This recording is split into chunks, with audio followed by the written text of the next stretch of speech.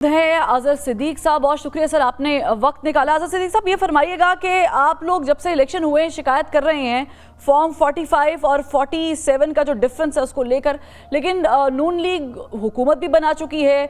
अब परसों की बात है कि उनका वज़ीर आज़म भी मुंतखब हो जाएगा, चूँकि आपका भी है कैंडिडेट, लेकिन मुस्लिम लीग नून की तरफ से जो वज़ीर आज़म के लिए नामजद हुए हैं शहबाज शरीफ साहब, वो लगता है कि बाजी ले जाएंगे। इस पूरे शोर के अंदर आप लोग अपोजिशन तो बना चुके हैं, लेकिन स्टैंड आउट कहां करते हैं? ना तो आपकी लगता है कि कोई इलेक्शन कमीशन सुनने को तैयार है, और यूं मालूम होता है कि पार्लियामेंट में भी आपकी आवाज दबाने की कोशिश की जा रही है।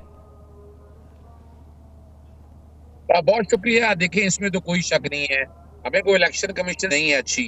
इलेक्शन कमीशन पिछले 3 साल से जो एक किरदार अदा कर रहा है वो नजर आ रहा है, एक सौतेली माँ की तरह का किरदार है कि उसने यानी हमारे खिलाफ अगर डस्का से शुरू हो जाए, उसके बाद तोशा खाना में चला जाएं, प्रोहिबिटेड फंडिंग में आ जाएं, फिर आप तौहीन इलेक्शन कमीशन में आ जाएं, फिर इलेक्शन कमीशन के सिंबल लेने में आ जाएं।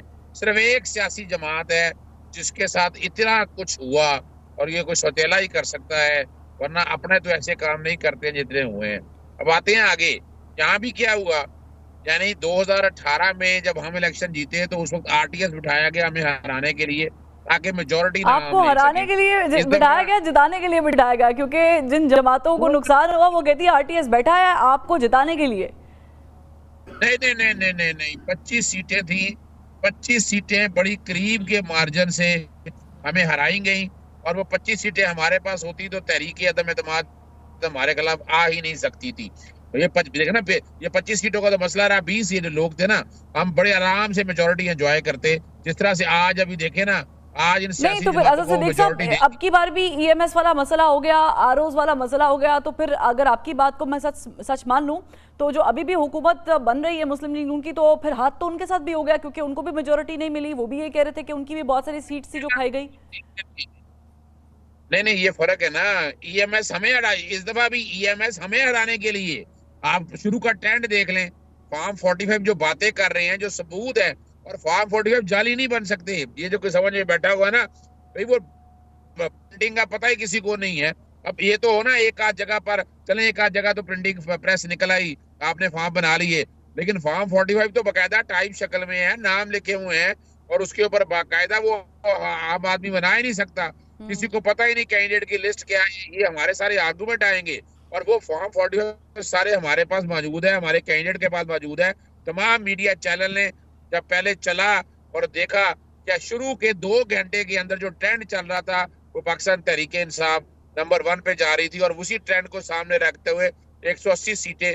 मैंने तो 6 फरवरी को मैं बैठा हुआ था पारस के प्रोग्राम में सुनो पे, मेरे साथ हबीब अकरम थे, राना मुबशर थे, नसरुल्लाह मलिक साहब थे, तो मैंने 160 से 165 सीटें प्रेडिक्ट की थी और बताया था ये ग्राउंड रियलिटीज पे, यानी ये सैंपल सर्वे को सामने रखते हुए। लेकिन आज़र सिद्दीक साहब, चले इस तरह के दावे तो नून लीग वाले भी इलेक्शन से पहले, बल्कि इलेक्शन के दिन तक कर रहे थे कि वो शायद 130 सीट्स तक निकाल सकते हैं, लेकिन ये जो फॉर्म 45 वाला मामला है, आपको लगता है कि कल को ये गले पड़ सकता है, और ये जो हुकूमत खड़ी है अभी कुछ सहारों पर, ये गिर भी सकती है?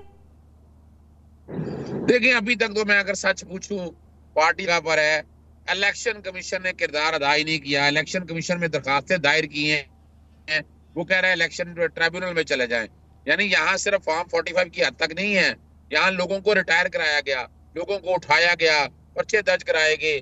आज भी अगर आप बैठ के पॉलिटिकल विक्टिमाइजेशन को देखना शुरू करें तो आप परेशान हो जाएंगी। कितना कुछ डाटा, कितना कुछ रिकॉर्ड के ऊपर चीजें मौजूद है। अगर इलेक्शन कमीशन आज भी चाहे, फॉर्म 45 यहाँ इलेक्शन ट्रिब्यूनल में जाने की जरूरत ही नहीं है, फॉर्म 45 उनके पास मौजूद है, उसको सामने रखे और आप रिकॉर्ड सारा सामने कर दे। 47 तो बात की बात है ना, 47 तो उसको टोटल का उस फॉर्म 45 का एक रिजल्ट है जो फाइनल कैलकुलेट करके। लाइटर नोट, चले मैं ये मान भी लेती हूँ कि आप कह रहे हैं कि इलेक्शन कमीशन या इलेक्शन कमिश्नर ने जो है वो एक बाइस्ड किरदार अदा किया, ये किसके कहने पे किया होगा आज़र सिद्दीक साहब? क्योंकि इलेक्शन कमीशन जो है वो एक खुद मुख्तार इदारा है। देखिए, मैं बताऊं आपको, पता है हमारे यहाँ फेविकॉल बड़ा मशहूर है आजकल, आपको फेविकॉल जोड़ता है लोगों को। अच्छा। याद रखिएगा, हमारे यहाँ एस्टेब्लिशमेंट जोड़ती है सारे कामों को, हर एक को पता है, मुझे कहने की क्या जरूरत है। नहीं, मैं समझ नहीं रही। आप कह रहे कि इलेक्शन कमीशन या इलेक्शन कमिश्नर को एस्टेब्लिशमेंट ने कहा, इशारे दिए, इसलिए वो गायब हो गए और ये सारा कुछ हुआ। सारा निजाम, देखिए आपका मुल्क का सारा निजाम उठा कर देख ना, कौन कह रहा है, कौन हदाया दे रहा है।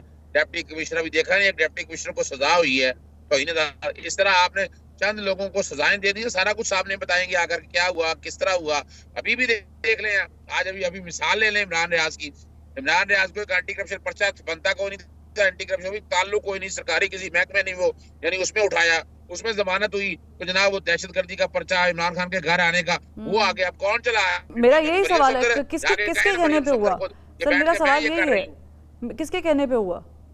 तो ये देखिए यार, का इस मुल्क को चलाने वालों में एस्टेब्लिशमेंट सिर्फ एक खाली आप एक खास अंसर मत समझिएगा। इसमें जुडिशियल एस्टेब्लिशमेंट भी शामिल होती है, इसमें आपकी ब्यूरोक्रेसी भी शामिल है, इसमें आपकी सिविल एस्टेब्लिशमेंट वो भी शामिल है, इसमें आपकी जो आपकी जो जो अपना सिविल के तौर पर हमारे फौजी मामला को देखते हैं वो भी शामिल है। एस्टेब्लिशमेंट तो एक मुरक्कब है इन सब लोगों का। तो यानी आपके बकौल इलेक्शन कमीशन को एस्टेब्लिशमेंट ने जो कहा उसने उनकी इमा पर ये सारा काम किया, इसलिए रिजल्ट्स टेम्पर्ड हुए। देखिए मैं बताऊं आपको, इलेक्शन कमीशन तो दफ्तर ही बैठा होगा, करवाने वाले ने जिन्होंने कराना था सारी ब्यूरोक्रेसी। मुझे बताएं इलेक्शन कमीशन ने ये ब्यूरोक्रेसी से कि लोग क्यों रखे?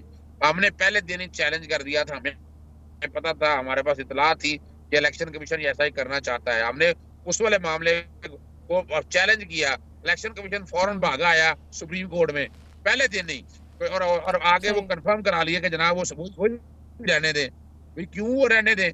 और अगर आप जुडिशरी की तरफ से अगर होते आर ओ तो ये सारा कुछ नहीं हो सकता था। बड़ा मुश्किल काम है, क्योंकि जो जुडिशियल ऑफिसर हैं वो अपने अपने इदारों के सरबराहों के अलावा बात नहीं मानते हैं। यहाँ तो जितनी आपकी ब्यूरोक्रेसी है वो हर एक को पता है किसकी बातें मानती हैं, किसको देखती है। और अभी भी आप देख लें, मुझे ये बताएं, निगरान हुकूमतें चली गई हैं, निगरान हुकूमतें चली गई हैं, लेकिन आज भी ऑफिसर सारे वही बैठे हैं, वही law advocate general of office, वही प्रोसिक्यूटर, वही लॉ ऑफिसर। ठीक है, यानी आपके नजदीक अगर आप दावा कर रहे हैं कि 80 से ज्यादा सीटें जो हैं वो आपकी टेम्पर्ड की गई हैं, आपसे छीनी गई हैं, तो आप अगर आपके बकौल किसी फोरम पे जाते भी है तो आपको वहां से इंसाफ नहीं मिलेगा। लेकिन आज़ाद सिद्दीकी साहब मुझे बताएं, आप लोगों के वफ्द की एक मुलाकात हुई मौलाना फजल रहमान साहब के साथ, और फिर हमने देखा कि मौलाना फजल रहमान साहब के कुछ जो बयानात थे वो भी बड़े तेज़ आ रहे थे। फिर उन्होंने एक फ़ैसला किया कि हम अपोजिशन बेंचेस में जाके बैठेंगे, और उन्होंने भी बाय द वे इस मुल्क में होने वाले इलेक्शंस में धांधली का इल्ज़ाम लगाया, मैंडेट चोरी का लगाया, जो कि आप लोगों का भी था। फिर आज उनकी देखा है कि नवाज शरीफ साहब से मुलाकात भी होती है, अपोजिशन बेंच में वो बैठने का ऐलान कर चुके हैं। आप लोग कम अज़ कम एक पेज पे तो हैं इस मामले में कि धांधली हुई है मुल्क में और जो मैंडेट है वो चोरी हुआ है। कल को मौलाना फजल रहमान की सरपरस्ती में या उनके साथ मिलकर कोई लॉन्ग मार्च, कोई धरना, कोई एहतजाज का आप रखते हैं इरादा? मौलाना जमीयत उलमा इस्लाम आपके सामने आ गई, जमात इस्लामी आपके सामने आ गई, ANP आपके सामने आ गई है, बलोचिस्तान में कई सब में महमूद अचकजई वगैरह वो सामने आ गए हैं। तो इस दफा जो एहतजाज होना ना, एहतजाज मैसिव लेवल का होगा। अच्छा। और हमने, मेरी बात नहीं एक पार्टी ने मानी, मैंने पार्टी को ये कहा था, सजेशन दी थी कि पाकिस्तान तहरीक इंसाफ के साथ, पाकिस्तान पीपल्स पार्टी के साथ गुफ्तगू शनीद की जाए और उनके साथ मिलकर हुकूमत बनाई जाए, कोई हर्ज नहीं है वो। अच्छा। और हाई मॉरल ग्राउंड पे बनाई जाए, कोई कम्प्रोमाइज नहीं आ जाए करप्शन पे या बाकी चीजों के ऊपर। आप बैठकर उन सब चीजों को सामने रखकर आप बनाएं और आप फेस करें। आप यानी मिसाल कर आपके खिलाफ जो झूठे पर्चे दर्ज हुए हैं, ये सारे आपने तभी ये होंगे जो ना। सजेशन दिया था आज़ाद सिद्दीकी साहब, कता कलामी की माफी चाहूंगी कि पाकिस्तान पीपल्स पार्टी के साथ मिलकर हम गवर्नमेंट बनाएं। पीपल्स पार्टी भी इरादा रखती थी, बल्कि जरदारी साहब भी इंटरेस्टेड थे, फिर बात बिगड़ी कहां से? देखिए पीपल्स पार्टी ने अगर ये बात करनी होती है, देखिए पीपल्स पार्टी को अगर वोट थोड़े से ज्यादा भी मिले, हालांकि धांधली से ज्यादा वोट है, वो इसलिए मिले कि नून लीग के खिलाफ बयानिया बनाया उन्होंने, और वो मानते भी हैं कि वोट अगर ज्यादा मिले हैं तो इस वजह से मिले हैं। लेकिन पाकिस्तान पीपल्स पार्टी ने चाहिए था, वो कमेटियां बनाती, आपस में मिलते बैठते, लेकिन वजह क्या है कि उनको भी जिस किसी ने कहा हुआ था कि आपने ऐसे करना है, उन्होंने वैसे ही किया। ठीक है ना जी, उन्होंने नहीं, लेकिन आज़ाद सिद्दीकी साहब मैं वही समझना चाह रही हूँ कि अगर वो इंतजार में भी थे और फिर जरदारी साहब ने पहला जो अपना स्टॉप ओवर रखा था वो इस्लामाबाद था, उसके बाद वो लाहौर पहुंचे थे, वो चाहते भी थे कि अब बातचीत हो जाए, लेकिन उनका मौक़िफ़ ये है कि PTI वालों ने जो है वो शायद हमें पल्ला नहीं पकड़ाया या वो इंटरेस्टेड नहीं थे। नहीं, मैं देखिए, मैं समझता हूँ ना, अगर इत्तेहाद करना है तो उसका तरीकाकार ये नहीं है, ताली दोनों हाथों से बजती है। अगर पाकिस्तान पीपल्स पार्टी चाहती और यहाँ अगर मोहतरमा बेनजीर भुट्टो साहबा होती, वो कभी ये ना करती कि पाकिस्तान मुस्लिम लीग नून के साथ जो एस्टेब्लिशमेंट के साथ हमेशा से चली आ रही है, अवाम को बेवकूफ बनाती आ रही है, वो कभी इनका हाथ न बनाती। उनकी तकरीरें सुन के देख लें, फर्क सिर्फ इतना ये है। चले, मेरे पास वक्त की कमी है आज़ाद सिद्दीकी साहब, सवालात बहुत ज़्यादा है, मैं एक छोटा सा सवाल करती हूँ फिर और मजीद सवाल है। वो ये है कि कल को ऐसा तो नहीं होगा कि आप पाकिस्तान पीपल्स पार्टी के साथ अगर आपके मामला ठीक हो जाते हैं तो कल को हम ये जो गवर्नमेंट मौजूद है इसको शॉर्ट टर्म गवर्नमेंट के तौर पे देखें और फिर कल को पाकिस्तान पीपल्स पार्टी और पीटीआई भी बैठ सकते हैं साथ? देखिए, हम सियासत में मैं कहता हर चीज मुमकिन है, और पाकिस्तान की बेहतरी के लिए हाई मॉरल ग्राउंड पे कि आप करप्शन पे नो टॉलरेंस होगी।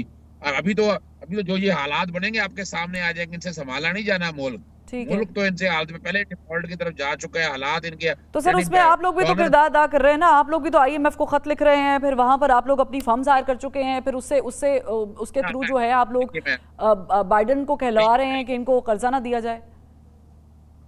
देखिए, मैं एक बात बताऊं, आईएमएफ को खाता हमने ये नहीं लिखा कि आपने कर्जा नहीं देना, हमने कहा है कर्जा दें, लेकिन आप उसके जो स्टैंडर्ड है ना, हम चाहते हैं कि कर्जा जाना है इस मुल्क को, तो इनको नहीं जाना, इनकी जेबों में नहीं जाना, कर्जा जाना है मुल्क को, हमने देना है। तो अगर कर्जा ऐसे नालायक लोगों के हाथ में पकड़ा दे जो पहले इस मुल्क की तबाही कर चुका है, तो वो गुड गवर्नेंस के जो प्रिंसिपल रखे हुए हैं, जो उनके अपने पैरामीटर्स है, वो पूरे करें।